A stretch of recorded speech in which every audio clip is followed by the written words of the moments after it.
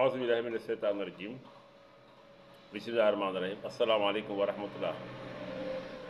Ginnaaw bi ñu sante yàlla julli ci yonentam ba Seydina Muhammad sallallahu alayhi wa sallam, ñu ñëw ngeen ci képp koo xam ne nga nekk ci ay jafe-jafe wala nga nekk ci ay xat-xat te loolu yaatu na léegi ci jamono ji.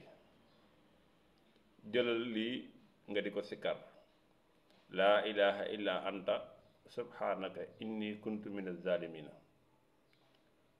loolu képp ku nekk ci ay xat-xat nga di ko wax, suñ borom mën na la génne ci xat-xat yi ak jafe-jafe yooyu. laa ilaha illa anta subhanaka inni kuntu min az-zalimin. yontu yàlla yunus nag moo ko waxoon.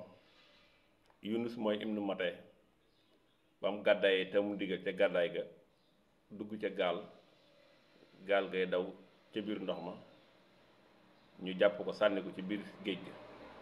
ba mu daanoo ca ndox ma rek aw jën fenn ko fa ak lëna mu géej ga, ca la yuuxoo nag ne laa ilaha illa anta subhanaka inni kuntu min az-zalimina. loolu nag képp ku nekk ci ay jafe-jafe boo ko dee wax suñ borom mën na la caa génne. boo la neexee ne mën nga koy wax ci 111 mooy kaaf yi. boo la neexee mën nga koy wax ci 1111 mooy laa taxaw. boo la neexee mën nga koy wax ci 1000 muy junni mooy mux nii. 1111 bi nag baax na trop mooy laa taxaw wala taxsan inna la amaana. kon képp ku nekk ci ay jafe-jafe yàlla suñ borom génne te nga taxoo loolu nag laa ilaha illa anta subhanaka inni kuntu min az-zalimina.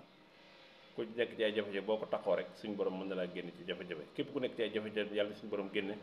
wasalaamaaleykum wa rahmatullahi wa barakaatu.